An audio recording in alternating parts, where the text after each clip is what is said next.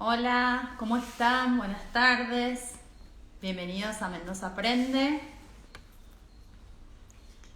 Bueno, mientras espero que se van conectando, voy a fijar el comentario. Hola, de lo que vamos a hablar hoy. Bienvenidos todos. ¿Cómo están? Bueno, hoy tenemos el tema de las jubilaciones con la doctora Micames. Vamos a hablar con ella acerca de todo el tema que viene de larga data con el tema de jubilaciones, sobre todo con el tema de la movilidad. Hay muchos juicios que se iniciaron desde hace tiempo por este tema y cada básicamente 2 años estamos teniendo nuevas regulaciones respecto a este tema del ajuste jubilatorio y un montón de otras cuestiones que impactan en la jubilación, así que, y en la administración de los fondos también. Así que bueno, vamos a hablar con ella respecto al estado actual, cómo van a impactar estas nuevas normas que se están elaborando, sancionando en lo que tiene que ver con el ajuste de la jubilación, tanto de las existentes, de las futuras que se van a otorgar, y por supuesto lo más importante, cuáles son las acciones legales que disponemos para poder dejar a salvo o resguardar todos nuestros derechos jubilatorios. Bueno, no sé si estás conectada, Marcela, avísame porque todavía no te veo para invitarte al vivo. Bueno, mientras sigo intentando fijar el comentario de nuestro vivo de hoy. Bueno, como siempre les digo, acuérdense que estoy súper atenta a todas las dudas que ustedes puedan tener.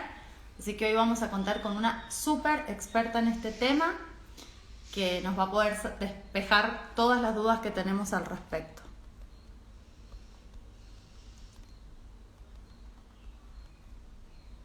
Bueno. Marcela, si estás conectada, saludame o envíame la solicitud para unirte al vivo conmigo.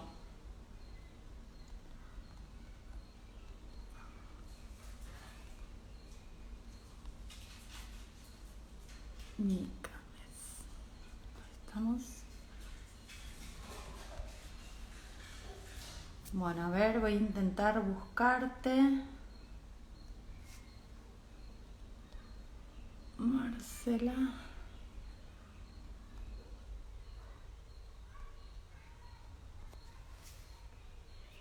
No. Bueno, esperemos un ratito más. A ver, voy a escribirle que tengo acá a mano mi compu. Me dice que está.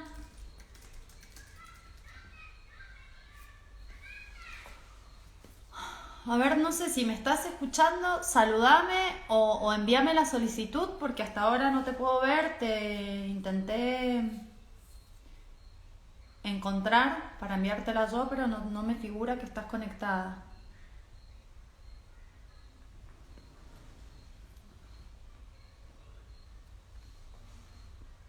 Bueno, paciencia, ustedes ya saben cómo es este tema con los vivos. Estoy chateando con ella y me dice que está, pero a ver.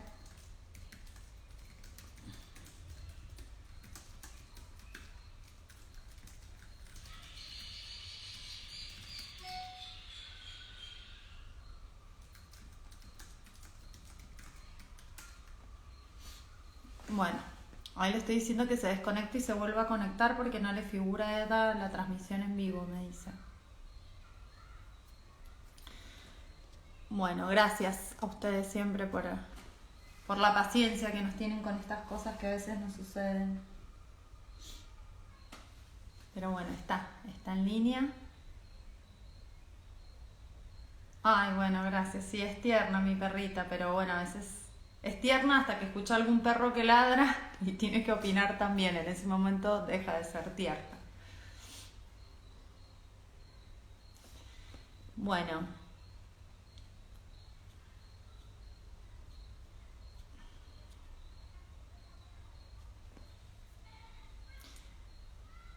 Bueno, esperemos 2 minutitos más. Si no... A ver, voy a escribirle.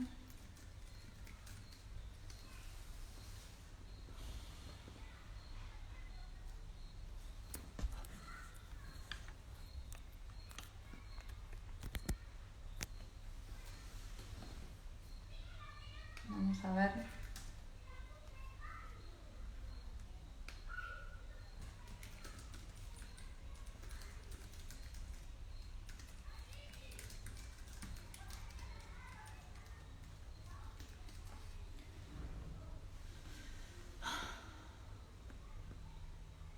Bueno, muchas gracias.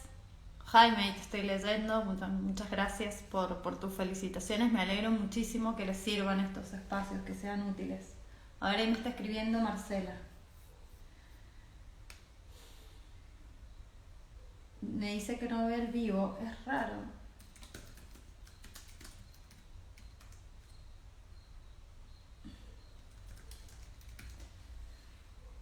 O sea, a veces sucede que cuando se... Hola. Map, bueno, acá te veo, nos están viendo de Barcelona, nos mandan saludos. La verdad que sí, se extraña mucho esa libertad de poder hacer lo que uno tiene ganas, como por ejemplo viajar.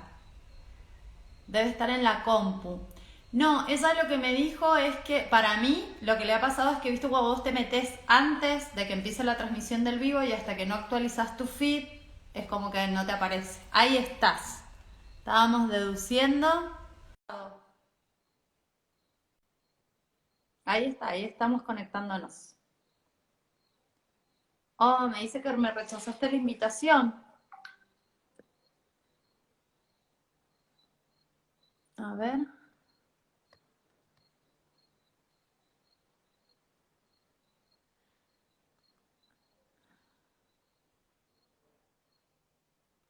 Ahí te vuelvo a enviar la solicitud, Marcela.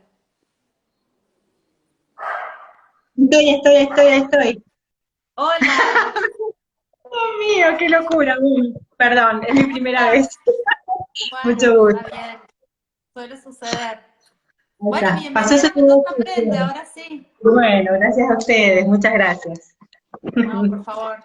Un placer y un lujo que estés con nosotros para, bueno, hablar de este tema que es súper interesante desde siempre. Decía recién cuando Bueno, introducía el vivo, que, que bueno, siempre, viste, la jubilación, no sé, desde el 82% móvil en adelante, que estamos siempre con un tema, que nunca sabemos en definitiva si se aplica la ley que nos corresponde, con cuánto nos vamos a jubilar, cuánto es lo que en definitiva nos corresponde de haber de base y a partir de ahí cómo calcular la movilidad. Así que bueno, si te totalmente. parece que empecemos por ese tema, que me parece uno de los más eh, no sé, candentes Interesante, actualmente, que tiene sabroso. que ver con la movilidad jubilatoria. Exactamente. Bueno, muchas gracias por la invitación, gracias por esperarme. Pasó eso que vos dijiste, me había conectado de ansiosa, me había conectado antes y no se actualizaba, parece. Bueno, muy agradecida por la invitación en lo personal y también por el tema, porque como vos decís, es un tema que como ya suena raro de entrada, viste que lo previsional es raro hasta para los abogados, no lo estudiamos en la facultad, tenemos que Sí, aprenderlo después en la vida.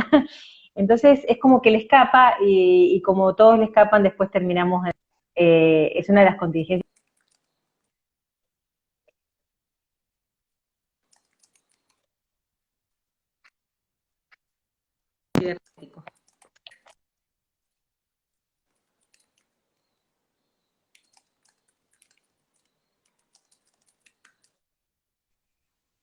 sí, ahí se volvió a cortar. No, yo te escucho, lo que pasa es que me parece que me estás mandando mensajes a mí y no es para mí. ¿Me podés traer el cargador? Y no es a mí. Ah, no, no es para vos. Te enganché. Pensé que no me Perdón. escuchabas. Acá estoy, acá estoy. Bueno, No, decía, estoy conectada con el vivo, pero no es mi cargador. claro, está. Bueno, decía que es un tema que siempre queda relegado. Parece que a alguien le va a interesar alguna vez y no nos damos cuenta que esto nos afecta a todos. Algún día vamos a llegar a la edad jubilatoria y si no es así, algún padre, algún abuelo, siempre hay alguien cerca al quien le afecta la movilidad jubilatoria. Y para colmo, esto que vamos a hablar ahora, hay que tener en cuenta que afecta a 18 millones de personas, porque en realidad la movilidad jubilatoria, como se le dice, en realidad es la misma movilidad que se aplica a las asignaciones familiares y a las asignaciones universales por hijo.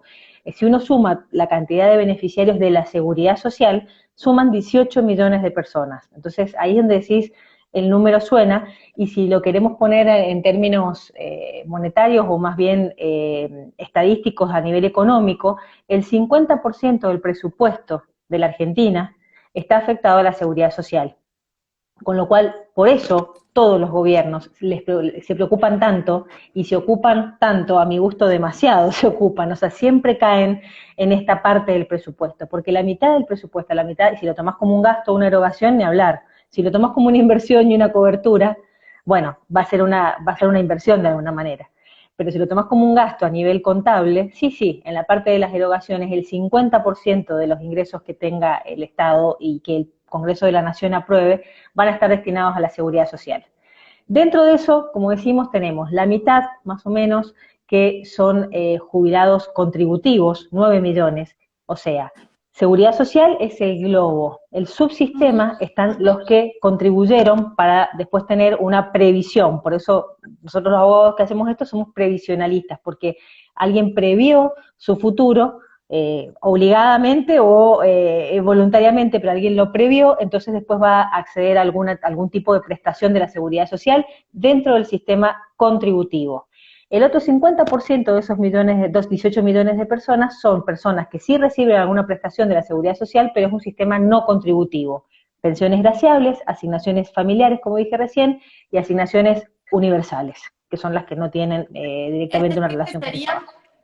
Para ponerlo en un lenguaje un poco más cotidiano, serían esas personas que reciben un beneficio, pero que no aportaron tiempo antes como para hacer esa caja, digamos, de la que hoy sale el dinero con el que se les paga el beneficio. Exactamente. Y esto que me decís me da pie. Y a eso Sí. pensaba hay que sumarle también, digo, la cantidad de, el gran porcentaje que hay de empleo en negro, o sea que también hoy la cantidad de dinero con la que se nutre esa caja es cada vez menor. Muy acotada, exactamente. Eso que me estás diciendo me da mucho pie para entender también esto que siempre se dice de el sistema, ¿es sustentable o no es sustentable? Porque es lo primero Claro. es lo primero que se le achaca. El sistema no da abasto, hay que bajarlo. Y si miramos bien, claro, si estás mirando un sistema donde tenés desempleo y no combatís el desempleo, le recortás a los jubilados. Y no hablo de este gobierno, esto lo han hecho todos. Entonces, tenés empleo informal, como vos bien decís, trabajo en negro, tenés el 50% de subsidios, personas que no contribuyen y que reciben alguna prestación. Vos decís, bueno, pero no es no es una prestación que les permita vivir, por supuesto, no es una prestación, justamente por eso hay que tener en cuenta que son 9 millones de personas que en realidad en el número de cantidad de personas es donde inciden en el presupuesto, no tanto en lo que cobran, es verdad, lo que cobran no es un número de carácter alimentario y sobre todo suficiente. Y lo tercero, que todo sistema, desde von Bismarck, a fines del siglo pasado, perdón, que fue de los primeros ideadores del seguro social, como decía en esa época, le vio 3 patas al seguro social, hoy jubilación. La contribución de la persona, la contribución del empleador y algún componente tributario, o sea que el Estado iba a tener que poner una parte para que entre esas 3 patas se sostuviera una jubilación. Siempre fue así, con inflación o sin inflación, en la Argentina o en Alemania, donde estaba el conde von Bismarck, y eso, digamos, ahora también se le dice mucho para criticar al sistema. Decir, no, pero siempre hay que ayudarlo con otros impuestos, pero siempre fue así. Siempre fue así porque en realidad si uno saca las cuentas actuariales y más ahora que la estimación de la calidad de vida, perdón, y la edad, no es la calidad, es la edad, se me fue el nombre, ¿cómo se le dice? ¿Cuánto vivimos los seres humanos, quise decir? Está muy alta. Entonces, cuando uno tiene esa diferencia de edad, donde un promedio de edad es de 84 años, cuando hace 50 años atrás era de 60 y pico, 62 creo que era, también eso incide. La expectativa de vida aumenta. Expectativa de vida, gracias, no me sale la palabra, exacto. La expectativa de vida cada vez es mayor. Así que bueno, Largamos. ¿Qué es lo que estamos planteando Ahora, hoy? tengo una pregunta antes de ir un poco al hueso del asunto, en este contexto que vos estás dando.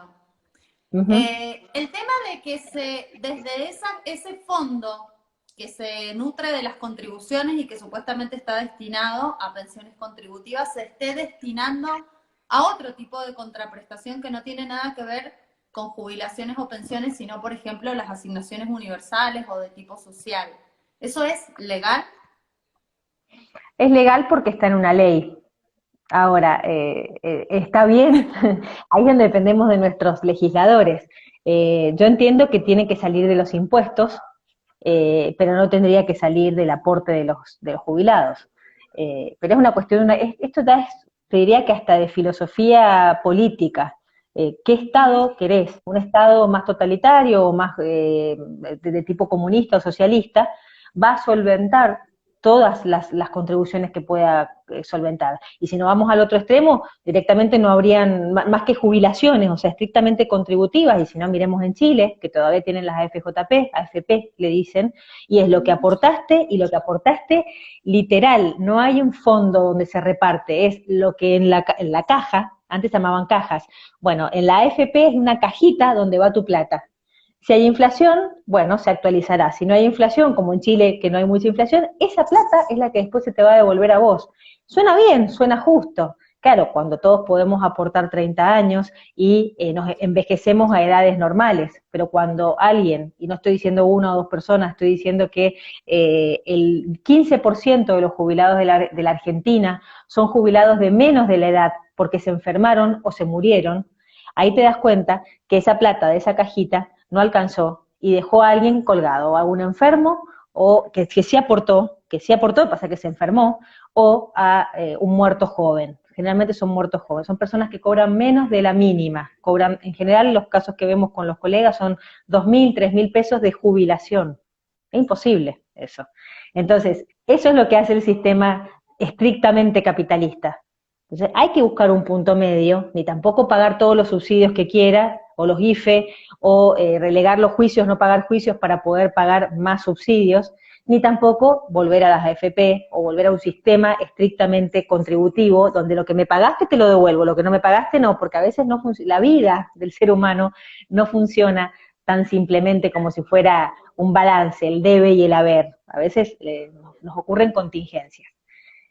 Bueno, esas son las contingencias, el hueso, como vos bien dijiste, me encantó. ¿En qué consiste? La jubilación tiene dos momentos. Uno, te diría estático en la historia, que es cuando me jubilo. Esa es la determinación del haber inicial. ¿Con cuánto me jubilo, doctora? O vos me preguntarías, ¿cuánto se jubila una persona hoy? Bueno, 82%, como dijiste vos, a algunos regímenes, pero el resto de los mortales nos jubilamos más o menos con el 50% del promedio de los sueldos de los últimos 10 años. Actualizados, por suerte, no nos vamos a meter en ese índice que los vamos a marear, pero hoy me jubilo con el 50% de lo que cobro, más o menos. Salvo que sea un régimen especial, tengo el 82%. Ese momento es estático. Me jubilé, acá tengo mi primera jubilación. Esa jubilación es una prestación viva, no es algo como un contrato o que vas a comprar una mercadería. Hola, ¿cuánto cuesta el tomate? No sé, no sé cuánto cuesta el tomate ahora, pero 120 pesos. Bueno, 120 pesos tengo el tomate y se acabó la historia, la transacción se terminó ahí. No, la jubilación es algo vivo que acompaña a la persona justamente el resto de su vida. Sea una incapacidad, entonces se jubila por invalidez y todo el resto de su vida de inválido lo va a acompañar. Se llama retiro por invalidez. Si es la muerte, va a ser la pensión para los derechohabientes, los hijos o el viudo o la viuda o la conviviente, y también va a acompañarlo toda su vida. Y la más normal, que es la jubilación, la persona cae en esta contingencia que es la vejez, y con ello va apareado a una presunción de una imposibilidad de seguir desempeñándose por lo menos con su capacidad de trabajo normal, y a partir de ahí entonces también acompaña hasta la muerte, y después de la muerte, si hay una pensión, a la persona. Si es algo vivo, no lo puedo dejar estático, porque lo tiene que acompañar. ¿Y cuáles son las condiciones que la Constitución Nacional y a partir de la reforma del año 94 de la Constitución, podemos decir que los convenios internacionales, que son superiores a las leyes, cualquier ley que saque el Congreso ahora es inferior a estos convenios, y inferior a la Constitución, por eso los nombro. ¿Qué establecen? ¿Cuál es la condición del haber, tanto el primero como el que sigue? Que tenga de hecho la Corte dice una razonable proporcionalidad. Quiere decir que el estatus de vida que yo tenía en la actividad, cuando paso a la etapa pasiva, sea proporcional, razonablemente proporcionado. En las letras de la Constitución Nacional del año 1854 no se habló así, sino se dice la integralidad del haber. Pero ya ahí, artículo 14 bis de la Constitución Nacional, dice: el Estado garantizará jubilaciones y pensiones móviles de carácter integral e irrenunciable. Es fácil de aprender de memoria porque son 4 palabras divinas que muchas veces no se cumplen. Cuando habla de integralidad, tiene 2 acepciones. Esta que decimos de que sea integral en el sentido de que continúe, que sea una integridad lo que yo vivía en la actividad cuando era trabajador y que esté integrado con lo que hago en la pasividad. Y también se entiende, y esta es una interpretación de la Corte, que integral significa que cubra todo, que alcance a cubrir.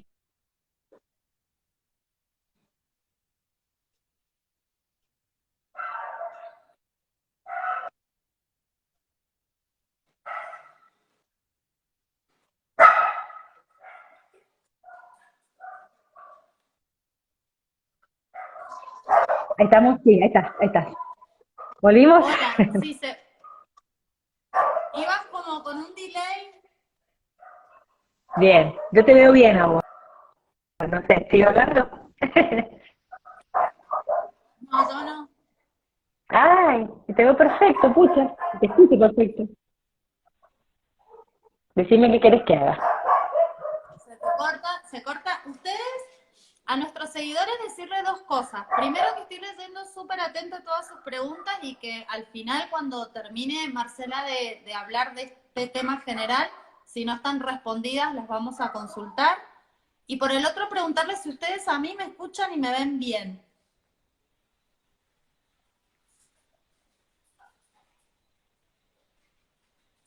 Marcela, no sé si me ves, te voy a sacar y nos Dale. volvemos a conectar, ¿te parece? Bueno, yo te veo y te escucho. Pero ¿Vos me ves y me lo que vos escuchás digas. bien? Porque yo te veo Sí, muy perfecto. frenada. Ah, no, te veo y te escucho perfecto. Sí, todos hacen manito. Sí, pero no sé si es a mí. A Marcela la escuchan y la ven bien. Pónganme sí, Marcela. Porque no sé a quién le... A ambas.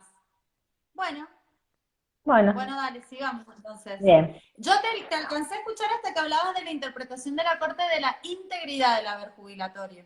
Bien, perfecto. Hasta eso fue lo último que dije. Perfecto. Fue la integralidad del haber jubilatorio, entonces, doble acepción. Que me alcance, que sea íntegro en el sentido de que cubra el carácter alimentario y, por otro lado, que sea proporcional, que haya una relación integral entre la etapa pasiva y la otra. Marcela, no. Qué mal. Ujú. ¿Querés que empecemos, salgamos y volvamos? Dale, te saco y te vuelvo a meter. Ok, muy bien. Dale. Ahí está, vamos a ver si retomamos la conexión con ella.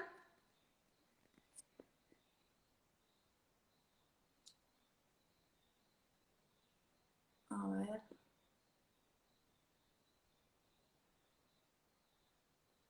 Ahí estás. Ahí te envié, Marcela.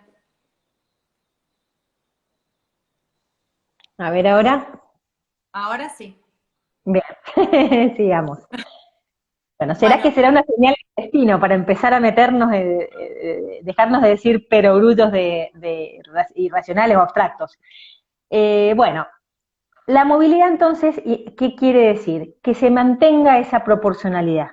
Lo que pide la Constitución Nacional, los convenios internacionales y también la Corte es que se mantenga esa proporcionalidad. Entonces, ¿qué es lo que primero afecta? ¿Qué es lo primero que socava y daña esta proporcionalidad e integralidad que tiene que tener el haber? Desgraciadamente, y en nuestro país, la inflación. En otros países pasa por otras razones, en general es por la inflación en realidad, pero algunos países, Dinamarca, ponele, esos que no existen, que parecen de otro planeta, ¿no? Finlandia también, bueno, pasa que a veces la producción sube y entonces queda desfasada de los salarios. Puede pasar, pero en general la inflación es la que afecta el poder adquisitivo de la jubilación, y esto que es vivo y que nació muy bien, es como un bebé, nació perfecto, pero después se me empezó a desnutrir, tengo que darle la leche, tengo que darle la teta. Bueno, entonces, ¿qué significa? Que la movilidad jubilatoria no es hacerle ganar al jubilado, y esto lo combato cada vez que puedo. ¿Cuánto van a ganar los jubilados? Los jubilados no ganan, el jubilado tiene que mantenerse, moverlo, es moverlo para que no se quede atrás, para mantenerlo. Entonces, la movilidad jubilatoria es resguardar esta proporcionalidad y sostenerla, sostenerla, sostenerla, contra los avatares que tengan, contra el poder adquisitivo que tenga y que no sirva para ser integral y cubrir el carácter alimentario. ¿Cuál es el avatar? Repito, la inflación. En general es esa. Bueno, vamos a actualizarla y ahí es donde empezamos con las distintas formas. ¿Qué pasa? Yo te hago una pregunta. ¿Qué pasa ahora con los salarios que ya por ahí quedan desfasados? Cuando quedan como muy cerquita del salario mínimo vital y móvil, y una jubilación, al tener la proporción que le corresponde, queda como muy por debajo. Entonces ahí tampoco estaría cumpliendo ese requisito de la proporcionalidad que decías recién. Exactamente. Es proporcional con el sueldo. Ahora, si el sueldo es bajo, la jubilación va a ser baja. Ahí lo que vos me estás marcando muy bien es una cuestión de política social, de aumentar el trabajo y reivindicar el trabajo, inclusive el desempleo o el trabajo en negro, para que la jubilación tenga su reflejo. En realidad, la Corte y los convenios siempre establecen una proporcionalidad de la jubilación con el sueldo. Es verdad que podría fijarse con la inflación, podría fijarse con la producción, podría fijarse con los impuestos, y ahí va a pasar lo que pasó durante la época, sería de la ley de Cristina, que le decimos que es desde el 2009 al 2017 inclusive. Esta ley, ya la voy a explicar de vuelta mejor, pero ¿qué hizo? Estableció una relación con los tributos. Entonces, ¿qué pasaba? La jubilación no era proporcional, pero que era mejor, se iba para arriba. Entonces, la jubilación subía más que los sueldos, porque había mucha tributación. Entonces, como la soja, vaya a saber por qué, eso me lo explicará algún economista, pero como hubo mucha tributación que no tiene nada que ver con los sueldos no estaban tan bien, como vos bien decís, pero la jubilación subió de más, y por eso se modificó. Ahí vamos con el tema de los índices. ¿Qué índice tomo? Como vos bien marcás, bueno, si miramos los sueldos y los sueldos están mal, o no está todo blanqueado como corresponde, la jubilación también va a estar mal. Bueno, pero en general se entiende que la jubilación es la continuidad del trabajo, de la remuneración. Entonces, en general, todos los, como dije, los convenios y los entendimientos de los fallos de la Corte son atarse al salario.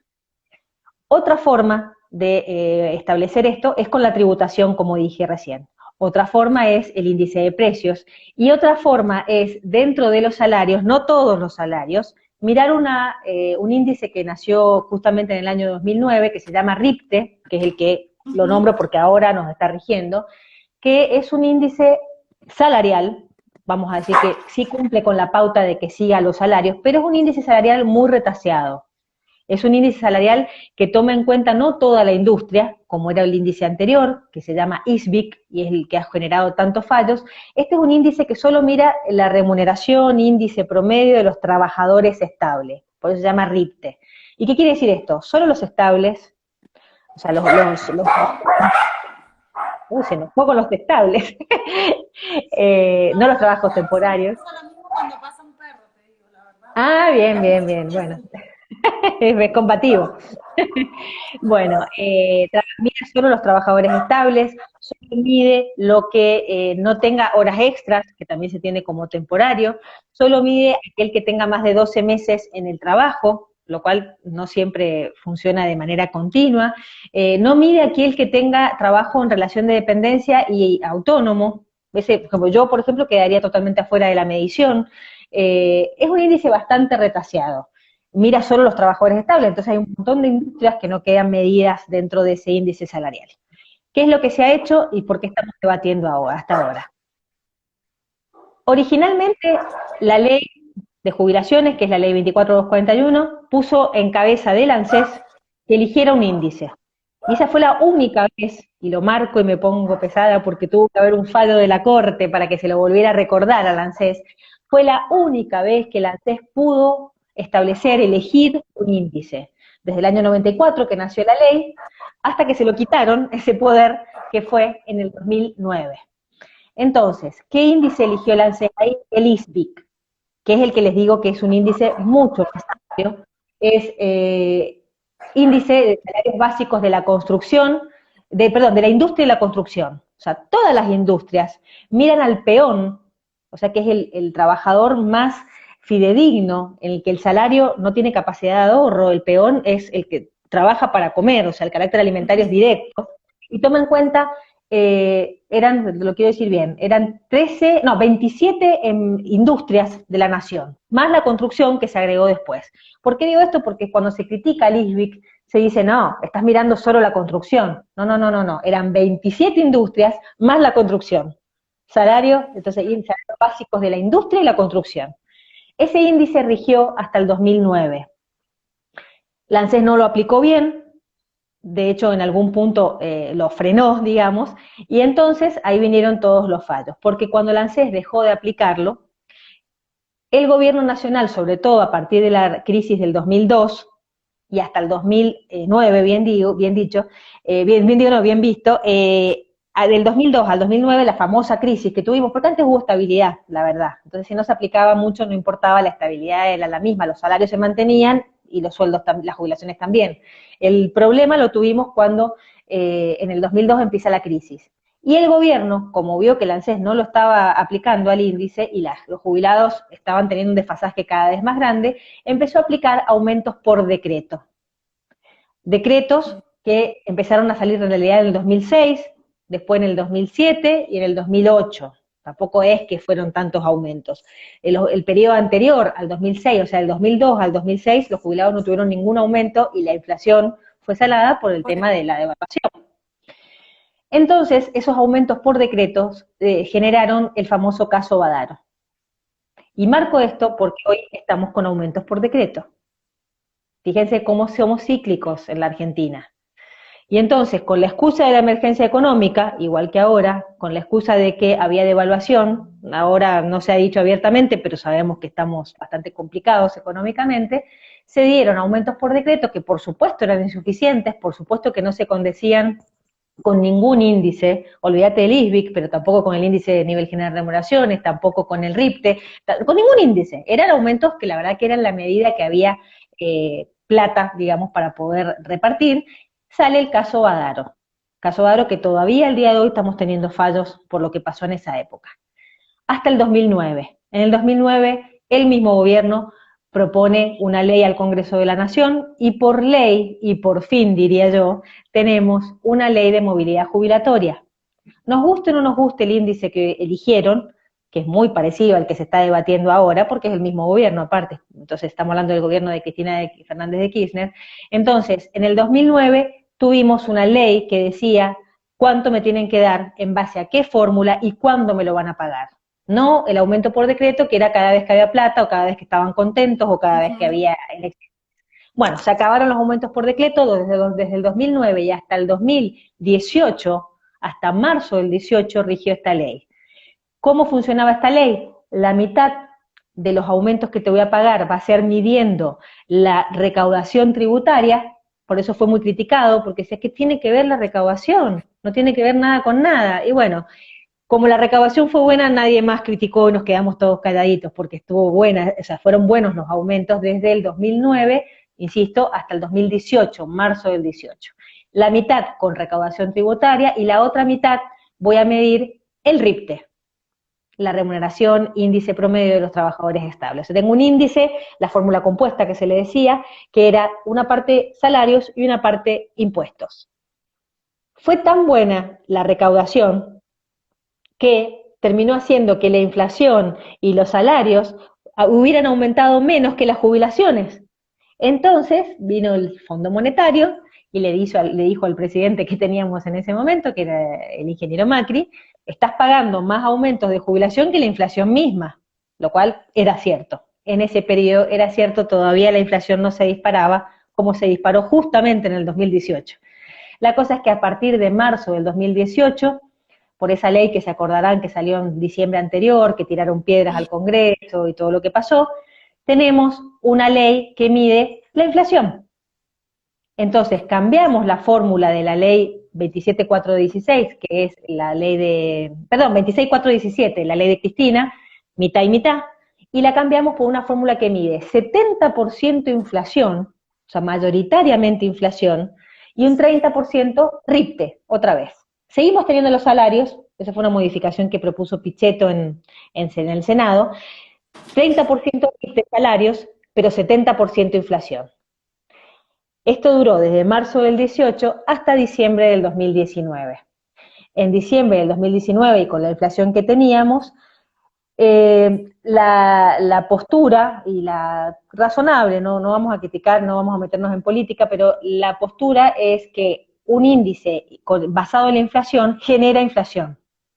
Entonces, con esa postura es que primero se decide suspender la ley de Macri, no está derogada, está suspendida, con lo cual tenemos esperanza de que volviera o pagaran lo que no pagaron, porque es una suspensión por motivo de emergencia económica, y está suspendida hasta tanto salga una nueva ley que confirme esta, o en los mismos términos, o lo más factible es que modifique, y es lo que se está tratando ahora en la comisión.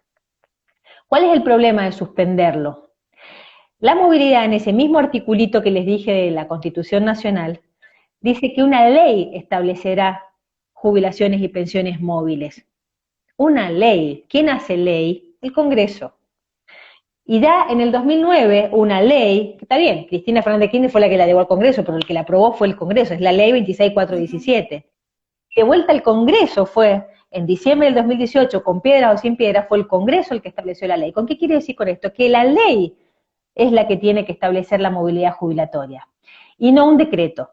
¿Y qué fue lo que pasó todo este año? Como en diciembre se suspendió la ley, la misma ley que suspende a la otra, la ley de emergencia, se llama emergencia social y reactivación productiva, que es la misma ley que nos puso el impuesto país y no sé cuántas cosas más. Sí, Entonces, tenía un montón de artículos. exacto, una ley ómnibus con la premisa o la excusa, según los que están a favor y en contra, de la emergencia. Entonces, bajo el halo de la emergencia económica, y guarda que no estamos hablando de coronavirus, estamos hablando de diciembre del año pasado, se decidió dejar de aplicar, no pagarle a los jubilados la movilidad jubilatoria, 70% inflación, 30% RIPTE, y la misma ley le acuerda la facultad al Poder Ejecutivo de que por decreto y discrecionalmente, usa esa palabra no es mía, la dice la ley, lo cual es bastante lamentable, discrecionalmente el Poder Ejecutivo establezca los aumentos que le corresponden a los jubilados. ¿Qué pasó? Se fijaron aumentos, en marzo se fijó un monto fijo más un porcentaje, ya les voy a explicar cómo influyó, ¿no? Y en junio, como se dieron cuenta que estuvo mal hacerlo así, fijaron porcentajes, pero siempre han sido, tanto el de marzo como el de junio, como el de septiembre, como el que se está hablando para diciembre, han sido aumentos discrecionales por vía de decreto del Poder Ejecutivo, menores a lo que le hubiera pagado la ley suspendida, que es la 27426 o ley de Macri, como se dice.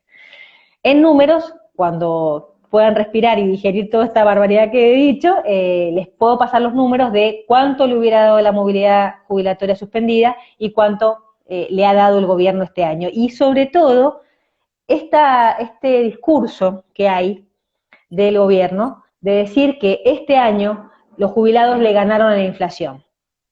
Es muy discutible y lo que están haciendo es cambiar los índices de cuándo mirar y cuándo no mirar. Pero antes de meterme en eso, te escucho a ver qué bocado me querés meter.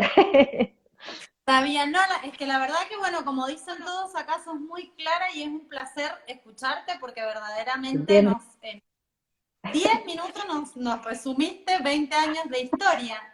Pero Así pensaba es, en bueno. una realidad tan compleja de la Argentina, vos que te dedicás a este tema, si estuvieses hoy en la comisión del Congreso, a ver, ¿cómo se resuelve? Está bien, por que tengamos una ley que diga cuál va a ser la movilidad jubilatoria, es un paso a esto de que el presidente lo pueda estar estableciendo por decreto y a discreción. Ahora, ¿en base a qué índice? Porque también entiendo que esto de atarla a los salarios, cuando tenemos salarios que, como bien vos decías, la mitad quizás es negro, no es la realidad del trabajador la misma que la que está en blanco, sobre la que se refleja la realidad del jubilado, realmente tampoco es justo. Entonces, Tampoco es ¿cuál, justo, tenés razón. en un país inflacionario, en un país que no se sabe lo que recauda, en un país que tiene economía en negro, ¿a qué índice la sujetas? Bueno, ay, no escucho, se me corta la señal. No, en general lo que siempre se ha establecido es que sea salarial. La inflación algún día se refleja en el salario, tarde, pero más tarde, digamos. Primero suben los precios y después eventualmente hay una paritaria, pero no al RIPTE, que es un índice, como dije recién, muy retaseado, que se Claro. mira en todas las industrias. Y bueno, siempre va a quedar una diferencia, pero fíjate que cuando se hizo y cuando se cumplió no hubo problemas por usar el ISBIC. El problema fue cuando la ANSES dejó de aplicarlo y hubo una ley de Caballo, particularmente la 24463, que dijo, cuando haya plata se le paga. ¿Y qué fue? La ley de presupuesto. Y eso fue lo que después hizo que los aumentos por decreto fueran por decreto, porque nunca había plata, el presupuesto nunca lo evaluaba. Entonces, ni el extremo de dejarlo a la discrecionalidad o a la posibilidad de que una ley de presupuesto todos los años te diga cuál va a ser el aumento del jubilado, ni el extremo del inflacionario, que para los que saben, que son los economistas, dicen que genera una inflación muy rápida. Ahora, y ahí vamos a hablar con los periodos. La ley de Macri, si bien suena que fue, y es verdad, fue la que mejor aumento le dio en relación, en el sentido del poder adquisitivo. Lo primero que sube es el precio, y cuando vos vas a comprar con la plata de la jubilación, tenés que solventar ese precio. De aquí que tu sueldo se aumenta, bueno, dijimos recién es más lento. Pero tenía una contra esa fórmula que afectaba, o sea, lo que le daba por un lado al jubilado se lo quitaban por otro lado, que se llama rezago. Si bien me pagaban 70% inflación y 30% RIPTE, se medía la inflación de 6 meses antes. O sea que a mí en marzo del 2019 me estaban pagando la inflación que se produjo El 18. entre julio, agosto y septiembre del año anterior. Siempre 6 meses desfasados. Vos decís, bueno, pero más o menos se la pagan. Es que cuando se planeó no era tan grave, nos llamó la atención a todos, pero claro, con la inflación galopante que hay, que a vos en marzo del 2020 te tengan que pagar la inflación que se había generado Sí. hace 6 meses, y venga una ley de movilidad jubilatoria que suspende lo que te iban a pagar y que vos ya sufriste. El jubilado ya sufrió el aumento de precios de septiembre del año pasado. Se lo van a devolver en marzo, pero insisto, no ganan nada, al contrario, en marzo están pagando otra inflación que es más cara que la que pagaron en septiembre, y la están pagando con la plata que le iban a dar en septiembre, y acá viene el problema de la ley de la suspensión de la movilidad jubilatoria, porque al haberla suspendido para marzo y durante 180 días, para marzo y para junio, esos dos aumentos de este año, de marzo y junio, fueron suspendidos, me estás quitando la inflación y el RIPTE, o sea, la movilidad que ya estaba devengada del año 2019. Es como un cheque. Vos Claro, ahora me vendés los mismos tomates de recién, pero no te pago con plata. Me pagás como un cheque, yo te pago a vos con un cheque de pago diferido, pero yo me debo los tomates. Entonces vos te quedás colgada, me vas a pagar, en marzo vas a cobrar tu cheque, que de los tomates que me vendiste en septiembre, perdón, y sin embargo, cuando lo vas a cobrar te dicen, no, no te lo voy a pagar, te voy a dar un bono. claro, o sea que con la suspensión deberían haber pagado la actualización de marzo y en última hubiese quedado, digamos, justificado no pagar la de septiembre. Perfecto, exactamente así. Si hubieran hecho eso, no estaríamos con una de las pautas que estamos planteando en los amparos, que los tenemos metidos todos, todos los abogados previsionistas tuvimos que empezar a plantear esto, que es la primera, la irretroactividad de las normas. Este aumento estaba devengado, y no es un invento nuestro, porque en la Argentina, con las cuestiones de jubilados, todo ya pasó. Estos aumentos por decreto les conté qué pasó para el caso Badaro, y se generaron 1.500 causas por día que entraban cuando pasó el caso Badaro. Nos va a pasar lo mismo ahora. Entonces, el punto es que todo ya pasó. Bueno, esto también ya pasó. Cuando viene la ley de Macri a reemplazar la ley de la Cristina, pasó lo mismo. La pusieron de sopetón para marzo y no pagaron en marzo lo que se había devengado con la ley anterior. Bien, o sea que hasta ahora yo lo que por lo que escucho está claro que si yo no recibo una actualización como jubilada en marzo, puedo presentar un amparo porque en realidad, aun cuando supongamos que es legítima la suspensión, hubiese correspondido por lo menos la actualización de marzo, Exactamente. Y ¿no? la de junio. La de Y marzo y la la de de junio. junio. Exactamente. Ahora, yendo un poquito más allá, es o sea, es constitucional, porque la Corte también puede declarar la inconstitucionalidad de una ley, por más salida del Congreso que esté y la inaplicabilidad. Exacto. Entonces, ¿es legítima desde ese punto de vista? Te preguntaba la legitimidad recién. ¿Una ley que suspenda la movilidad por más emergencia económica, que deje Bien. a una discrecionalidad tan arbitraria del Poder Ejecutivo este tema? ¿Se ha Bien. planteado al respecto algo de eso o no? Sí se ha planteado porque el país, la Argentina vive en emergencias. Entonces, no solamente claro, con la excusa de la emergencia. Yo te digo, la ley del cheque salió como una ley de emergencia económica. Uh La -huh. ley Y del impuesto quedó. al cheque. Y mira, y nunca más, y la renuevan y todos los años la renuevan, creo que la renuevan cada 3, 4 años y sigue estando. Entonces, el tema de la teoría de la emergencia económica, porque ya se ha armado toda una doctrina jurídica y de la Corte, originalmente la Corte estableció que cuando hay emergencia, hay emergencia. Y entonces se suspende todo lo que decían las leyes anteriores. Luego la Corte modificó esa teoría luego, pero hace un montón, hace años 80, es un fallo Rodríguez Pereira, que con ese fallo se establece, el fallo Peralta, Rodríguez Pereira dice que lo hace de oficio el gobierno. ¿Qué establece la Corte ahí? Que la emergencia está justificada siempre y cuando sea temporal, que esta ley lo cumple, porque dijo que era por 180 días. Así que siempre y cuando Ya esté pasaron. acotada en el tiempo. Sí, señora, ya pasaron y ya te cuento qué pasó con eso. Pero en principio, como ley, la 27541, que es la ley de emergencia social de diciembre del año pasado, lo acota esta suspensión a 180 días. O sea que cumple con el requisito de la doctrina de la Corte sobre la emergencia, que tiene que ser acotada en el tiempo. Pero lo más importante, no puede afectar derechos constitucionales sustanciales. Y la movilidad de las jubilaciones es una de las cosas más, uno de los derechos más fundamentales del hombre. Afecta a un sujeto que está reconocido también como vulnerable en todos los convenios internacionales, por lo tanto tienen derecho a una tutela diferenciada y preferencial, y podemos decir hasta de privilegio, porque Uh debería tener -huh. una tutela diferenciada. Y además, está en la parte pétrea de la Constitución. La Constitución tiene dos partes, una parte que se puede modificar y otra que no. La que no se puede modificar son los primeros artículos, porque son los que establecen las bases de nuestro Estado de Derecho, sin contar el carácter alimentario que tiene, con lo cual vos sabés que la persona que vive de la jubilación, más que el que vive de sueldo, porque el que vive de sueldo puede tener una changuita, puede tener algo aparte, puede tener una jubilación, una pensión, por ejemplo, pero el que vive de jubilación se supone que es su único ingreso. Por lo tanto, por esa Supone parte, que aunque que no puede, aunque encontrar una changuita no la puede desempeñar. exacto, porque se Supone. supone que la contingencia que cubre es la vejez, ¿sí? Entonces no está en condiciones, no tiene capacidad laboral plena. Y entonces, la emergencia cede ante derechos constitucionales que podrían verse conculcados y donde lo que está, es la teoría del beneficio, o sea, el costo-beneficio. Para yo cubrir el interés público, estoy afectando un interés que, si bien puede ser particular, es sustancial y es superior. Esa es la base de estos argumentos que tenemos en el amparo o acción declarativa de inconstitucionalidad. Son dos formas de plantearlos, pero el punto es que planteamos que la emergencia no puede afectar esto, que la emergencia, esto que estamos diciendo, perdón, de los derechos constitucionales superiores, que aparte afecta un principio básico, que es la irretroactividad de las normas, en este caso para cómo la aplicaron mal.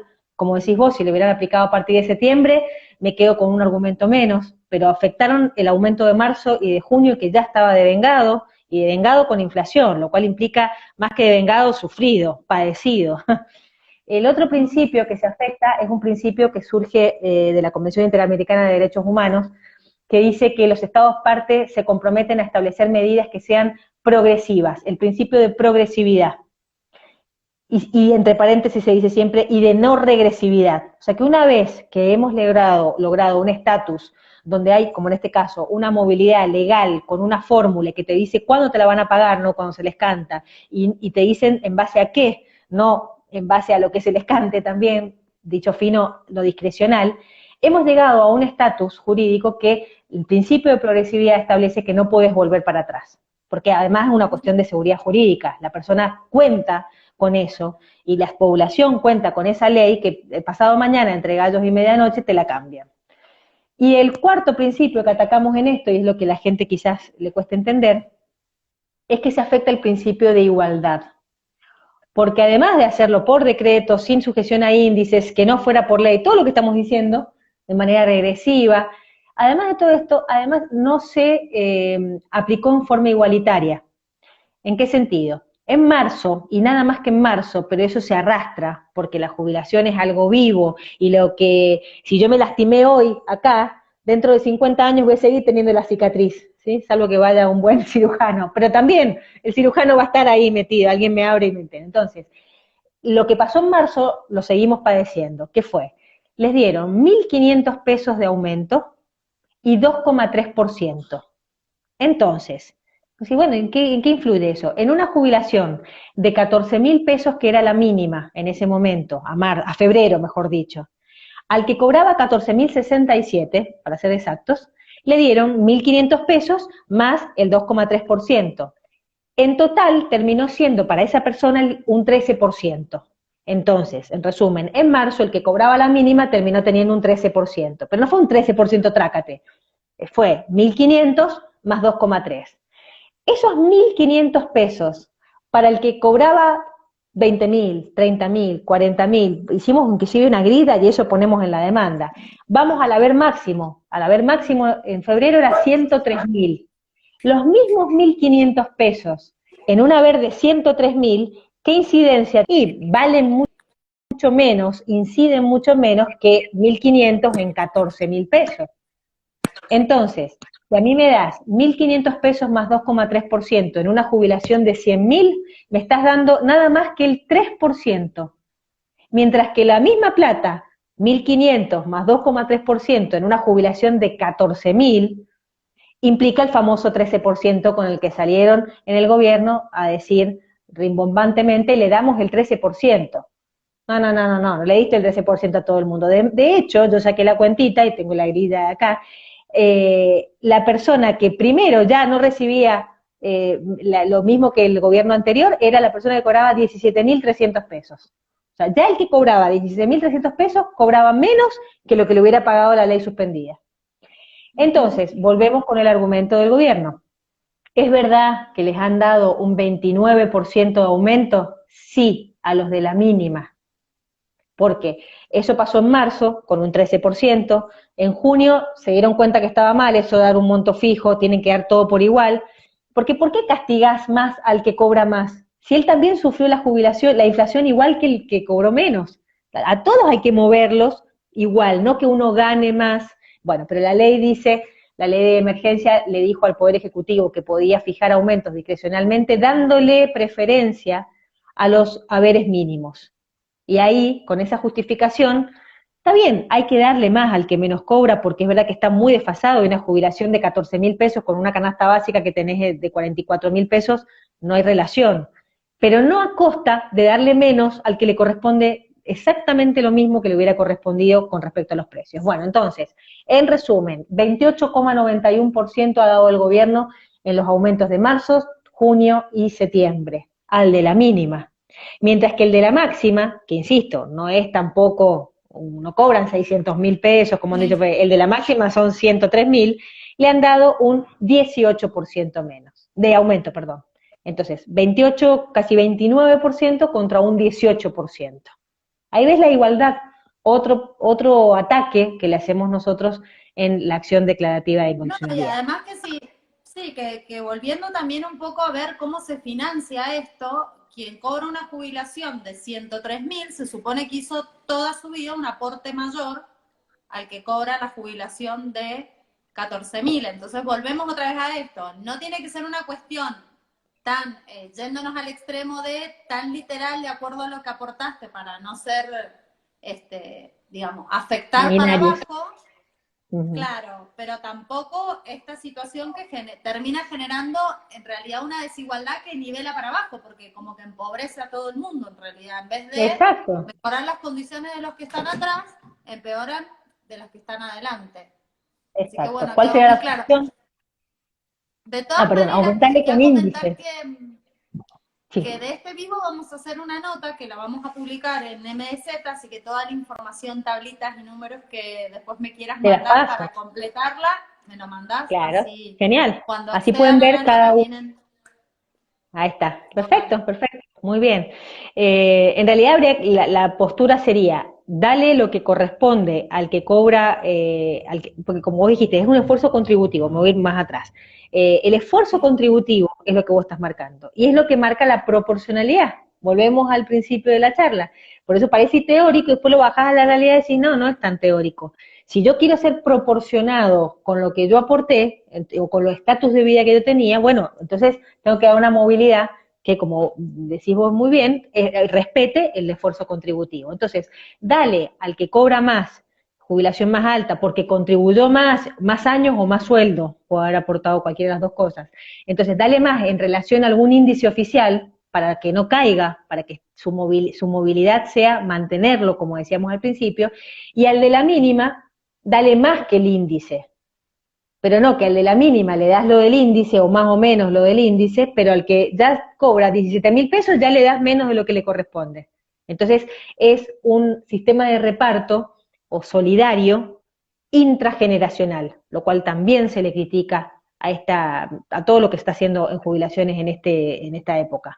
O sea, la solidaridad es entre el joven y el viejo, entre el que aporta un fondo para que el viejo tenga su jubilación, porque ese viejo alguna vez fue joven y alguna vez aportó. La solidaridad es intergeneracionalidad, claro, no interna de la generación. Entonces, ahí es donde está el claro. problema, donde quito a los ricos, tipo Robin Hood, para dar a los pobres. No, si no es así, si podemos estar todos bien. Pero tenés que atacar, como vos bien dijiste también, el desempleo, el trabajo en negro. Atacá la causa y vas a tener plata. No des jubilaciones por moratoria. Y en eso quizás para empezar a caer mensajitos en contra de lo que estoy diciendo, pero la verdad que la jubilación por moratoria de los casi 9 millones de jubilados que dije recién que tenemos jubilados que han aportado, de esos tenés 4 millones, 4 de 9, que no aportaron, que tienen jubilación con moratoria. Entonces, es muy lastimoso, pero la verdad es que no da, ahí sí que no da el sistema. ¿Cómo va? No hay sistema que aguante. Si tenés Claro, como jubilados que no. pasó con las jubilaciones de ama de casa, que van Esa estoy. pagando los aportes a medida que van recibiendo. Sí, Exacto. Y después dan derecho a pensión. Si se mueren, dan derecho a pensión. Entonces, eso se trató de solucionar con una prestación que se llama PUAM, que se estableció dentro de la ley de reparación histórica, el artículo 13, es de la ley de Macri, y con eso, como dijeron, no podemos seguir dando jubilaciones por moratoria, porque justamente socava los cimientos de la sustentabilidad del sistema, entonces damos una prestación, porque tampoco podemos dejar a toda esta gente sin jubilarse, y muy condicionada y muy precaria solamente a las personas que tuvieran 65 de edad, o sea que si era una mujer que se podría haber jubilado a 60, no, vas a tener que esperar hasta los 65. No importa si aportaste el total o nada, los aportes no importan, pero es solamente un porcentaje de la jubilación mínima, es el 80% de la jubilación mínima, y si quieres una jubilación mínima completa, no puedes cobrar otra cosa, no puedes tener PUAM y pensión, no puedes trabajar, pues si trabajás aportá, entonces no te vamos a dar PUAM, y lo más grave, no da derecho a pensión. Cuando te morís, no tiene el estatus del jubilado, el de la PUAM. Tiene un carácter precario, que es pseudo subsidio, y al mismo tiempo no es jubilado. Pero no hay moratorias ni esos descuentos que te hacen de la misma jubilación, que termina siendo una ficción, un artilugio, porque no es un aporte, es un subsidio disfrazado. Y vos decís, bueno, ¿cuál es el problema? Más allá de que estemos de acuerdo o no, de que está bien o no, el punto es cómo, después no hablemos de que el sistema no aguanta, porque el sistema en realidad se está claro. sosteniendo con 4 millones que aportaron, para 18 que no aportan. Entonces, ahí ves por qué el sistema tampoco alcanza, tampoco da abasto. ¿sí? Y sí, Y bueno, ¿qué es lo que se está hablando en el Congreso ahora? En el Congreso ahora se está hablando de volver a aquella fórmula que les conté que de la ley de Cristina que se le dice, que es la ley 26417, que dirigió desde el 2009 hasta marzo del 18, casi 10 años, 9 años en realidad, y se está hablando en el sentido entonces de que la fórmula sea mitad, otra vez mitades, mitad sueldos, RIPTE, ese índice que dijimos que no es tan completo para hacer, sobre todo para que sea reflejo de lo que pasa en la parte laboral. Nunca va a ser perfecto porque hay trabajo en negro, pero el ISBIC es mucho más fidedigno con la situación laboral del país que el RIPTE. Pero bueno, el RIPTE está de moda, llegó para quedarse y es por lo menos un índice salarial, por lo menos no es discrecional. Así que lo que se está hablando ahora es 50% RIPTE, 50% sacamos la inflación, ponemos recaudación tributaria. En esa recaudación tributaria no entran todos los impuestos, entran la recaudación tributaria que tiene destino a ANSES. Porque hay muchos impuestos que tienen, como dijimos al principio también, de von Bismarck, que decía, son 3 patas para integrar la jubilación. Entonces hay una parte del impuesto a las ganancias que va a la jubilación, hay una parte del IVA que también va a la ANSES, mejor dicho. Entonces, esa recaudación tributaria es la que va a incidir. Pero, hasta ahí parece igual que la ley que tuvimos, que como les conté, durante 9 años y en algunos pedidos fue mejor que la inflación, porque la inflación estuvo más o menos contenida, pero bueno, así fue. ¿Cuál es el gran pero? Que esto pasa en marzo. En marzo me van a dar 50%, esa es la fórmula, hay que ver si va a ser aprobada así, pero lo que se está debatiendo es eso. En marzo, 50% recaudación tributaria, 50% RIPTE. En septiembre, porque va a ser cada 6 meses, o sea, 2 veces al año, en septiembre viene el otro aumento. Igual que contamos en marzo, pero midiendo los últimos 6 meses. Mide de marzo a septiembre, y el de marzo mide de septiembre a marzo. Bueno, no hay rezago, está bastante cerquita, digamos, no se licúa.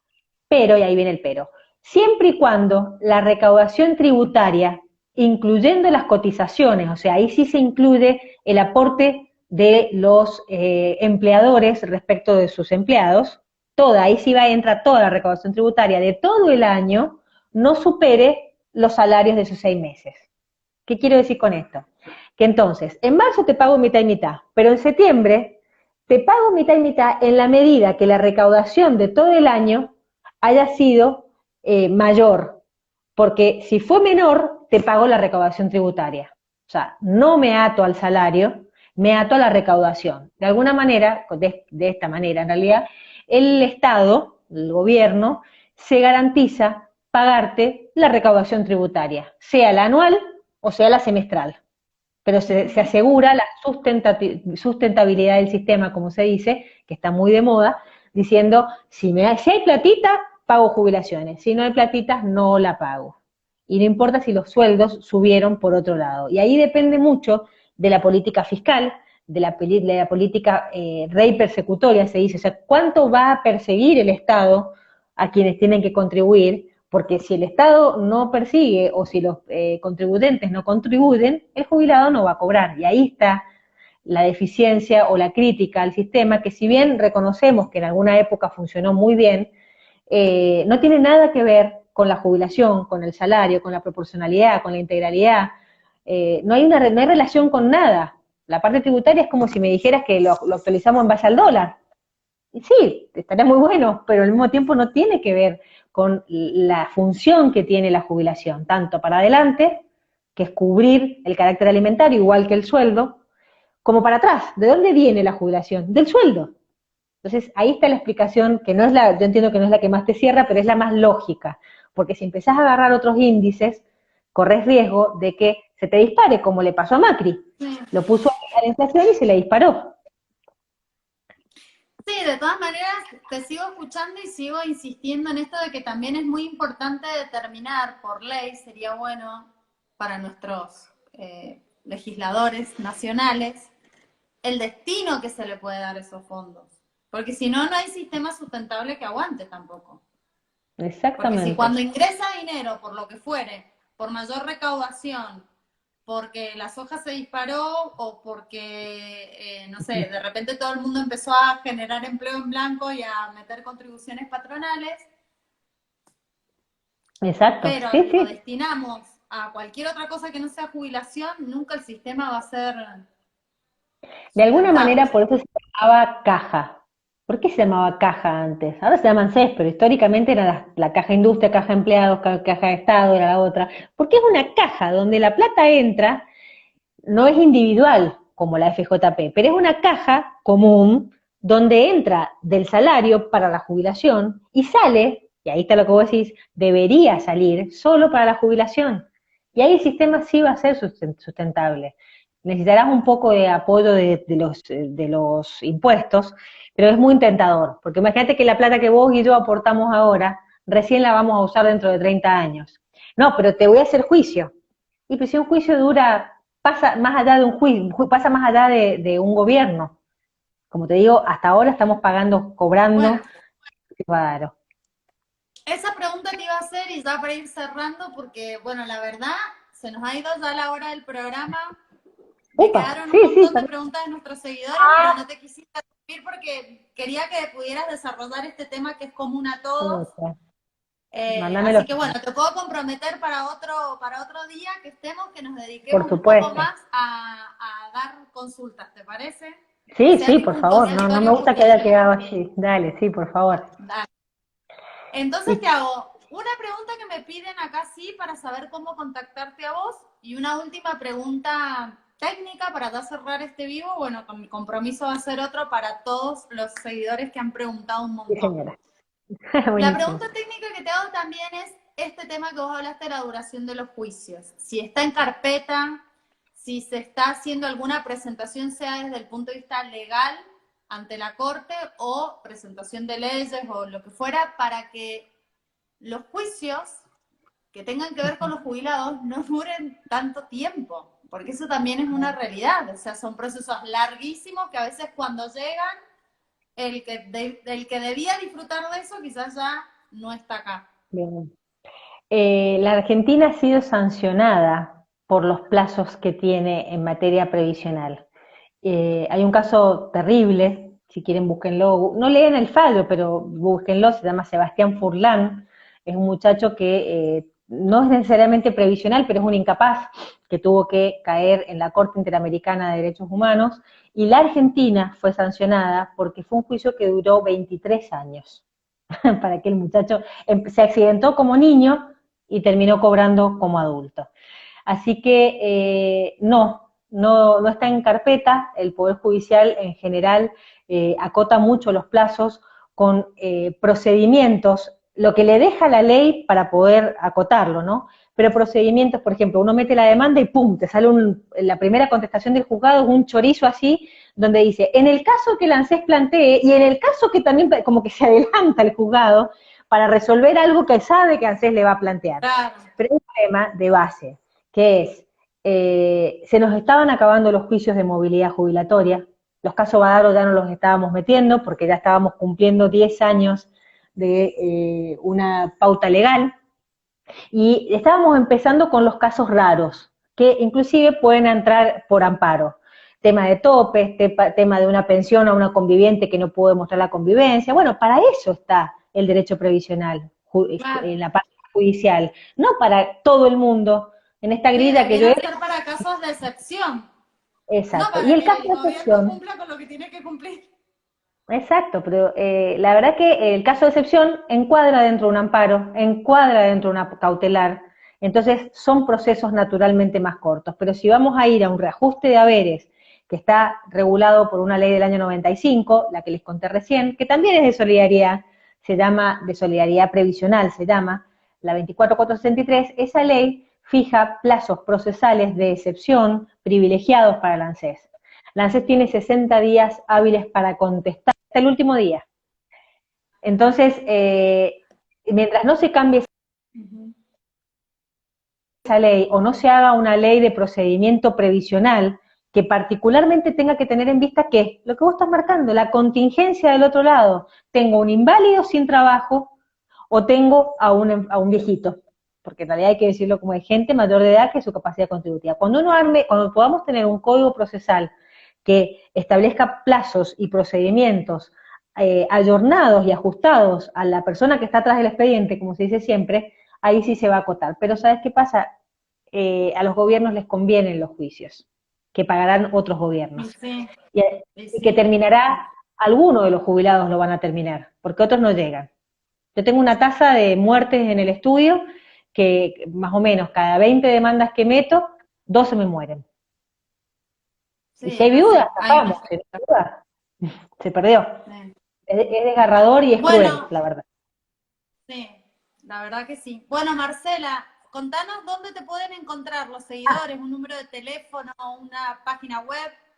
dale, en la web, perdón, por Facebook, Estudio Jurídico Micames, acuérdense que es todas con M de mamá, Micames.